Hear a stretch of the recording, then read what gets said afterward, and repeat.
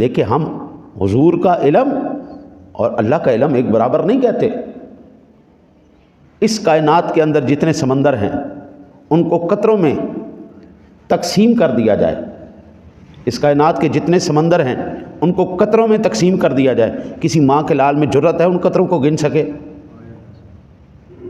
ان میں سے ایک قطرے کا کروڑواں حصہ بھی نہیں وہ علم جو اللہ نے اپنے حبیب کو دیا ہے۔ لیکن اگر اپنے حبیب اور مخلوق کی بات کی جائے تو میرے بابو پھر ساری کائنات کے سمندروں کو قطروں میں تقسیم کرو، اور ساری کائنات کے سمندروں کے قطروں کے اندر میں سے ایک قطرہ اس کا کروڑواں حصہ بھی اللہ نے وہ نہیں ہے جو مخلوق خدا کو دیا ہے۔ اتنا علم اللہ نے اپنے حبیب کو عطا فرمایا۔ پورے ریگستان کے ذروں میں سے ایک ذرہ مخلوق کا علم ہے، اور پورا ریگستان